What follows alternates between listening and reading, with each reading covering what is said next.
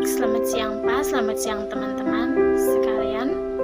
Terima kasih atas kesempatan yang diberikan kepada saya.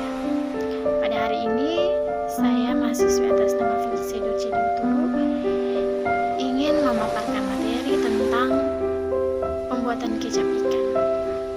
Jadi, sebelum kita masuk dalam alat, bahan, dan cara pembuatannya, saya ingin menjelaskan sedikit tentang definisi ikan, ciri-ciri dari ikan yang segar dan ikan yang busuk, serta komponen yang ada pada ikan. Jadi, kita sudah ketahui kalau ikan merupakan salah satu sumber protein hewani yang banyak sekali dikonsumsi oleh masyarakat kita di Indonesia maupun di luar Indonesia atau di setiap negara dan wilayah. Jadi selain ikan itu banyak dikonsumsi, ikan juga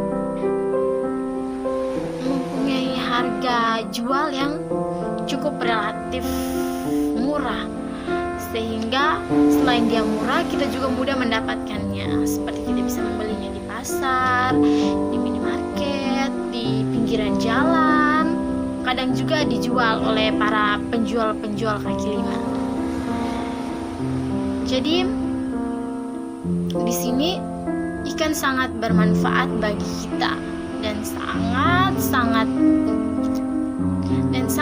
berguna bagi kita. Namun di sini ikan juga mempunyai satu kelemahan, itu jika ikan itu disimpan dengan waktu yang lama, ikan itu akan menjadi busuk.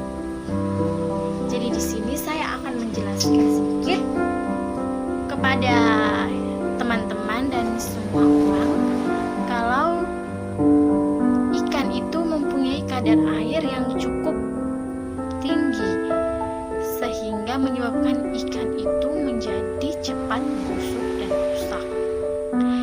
Jadi di sini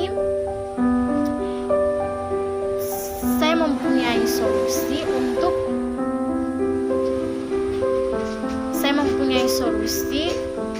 untuk kita menjaga agar ikan itu tetap terjaga dengan cara pengawetan. Jadi di sini ada beberapa cara-cara mengawetkan ikan, yaitu yang pertama dengan cara penggaraman, pengeringan, pemindangan, penggaraman, perasapan, peragian, dan pendinginan pada ikan.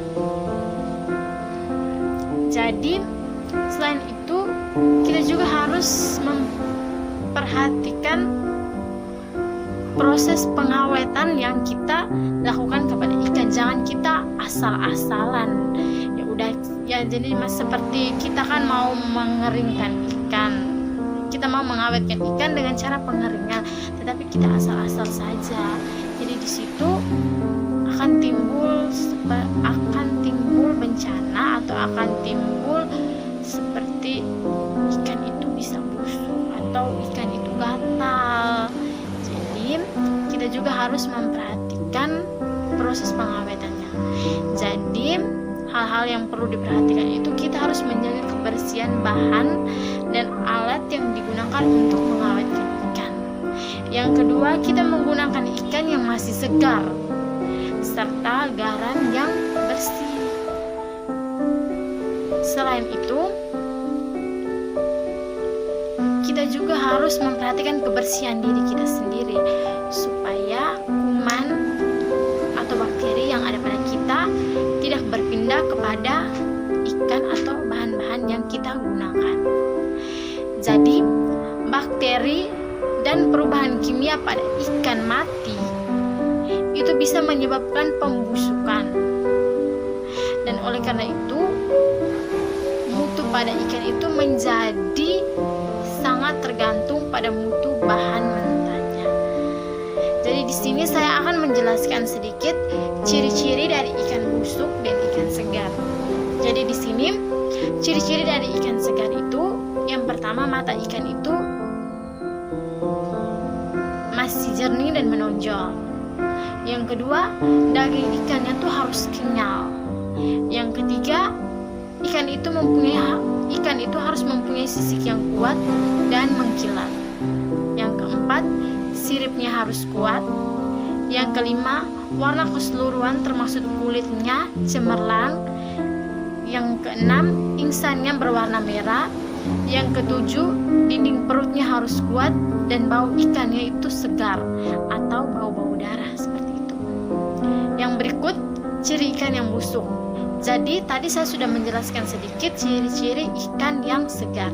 Jadi sekarang saya akan menjelaskan sedikit tentang ciri-ciri ikan yang busuk. Jadi ciri-ciri ikan yang busuk, yang pertama matanya suram dan tenggelam.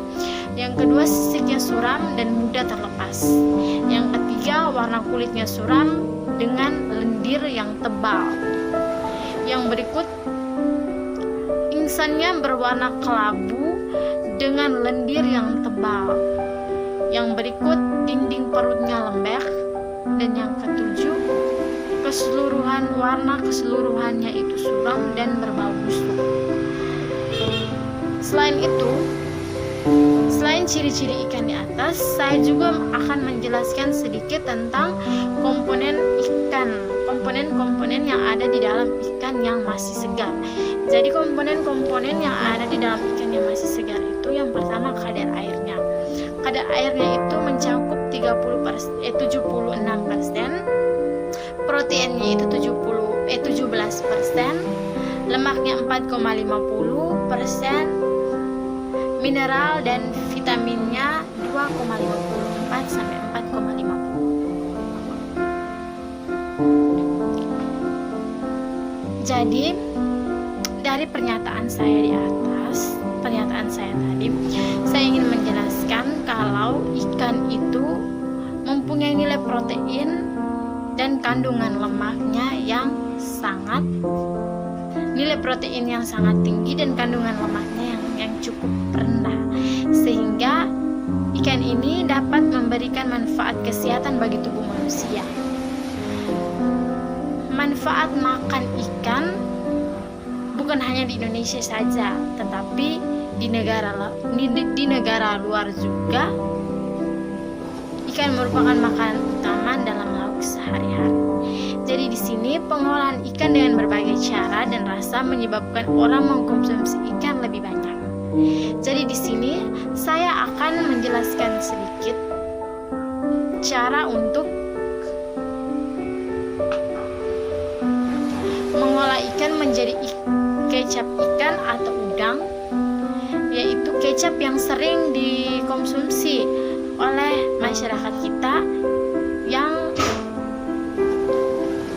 proses pengajiannya itu berjalan cukup lambat.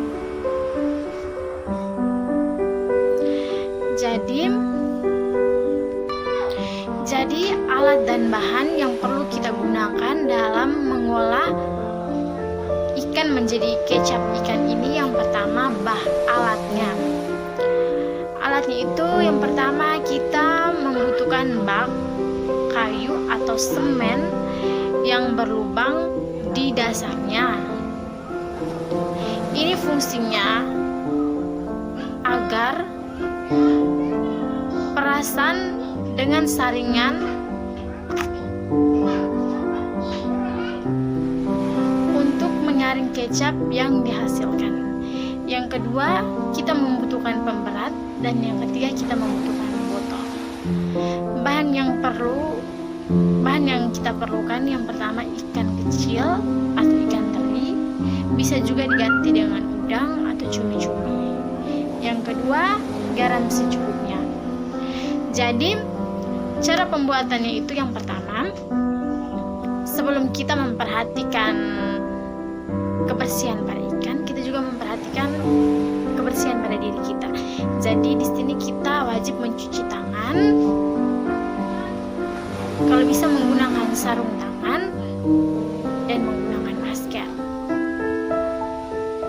Jadi langsung ke cara pembuatannya. Cara pembuatannya itu, yang pertama kita mencuci udang atau ikan, lalu kita tiriskan atau kita keringkan. Yang kedua, susun dalam bak atau tong kayu yang diselang-selingi dengan lapisan garam. Jadi seperti contoh, di bawahnya kita taruh garam, setelah itu kita taruh ikan, kemudian kita lapisi lagi dengan garam sampai dengan penuh, sampai dengan baskom itu penuh atau bak penampungan itu penuh. Setelah itu di bagian atasnya kita lapisi dengan garam halus yang tebal. Yang berikut, tutup bak dengan anyaman bambu yang diberi pemberat. Jadi pemberat yang kita gunakan tadi di alatnya kita gunakan untuk menutupi ikan yang akan kita awetkan. Setelah itu kita simpan selama 3 sampai 4 bulan untuk berlangsungnya proses peragian. Jadi di dalam proses peragian ini kita membutuhkan waktu yang cukup lama sehingga kita dapat menghasilkan kecap ikan yang rasanya bukan hanya the best tapi gurih. Setelah itu proses penyimpanan akan menghasilkan cairan yang kita saring dan kita masukkan ke dalam botol. Jadi kecap yang kita olah akan siap kita pasarkan ke kalangan masyarakat kita. Jadi di sini kita mempelajari tahap-tahap atau cara-cara pembuatannya. Jadi sekian dan terima kasih hasil pemaparan materi dari saya. Selamat siang. Jika ada kekurangan, saya minta maaf atas video.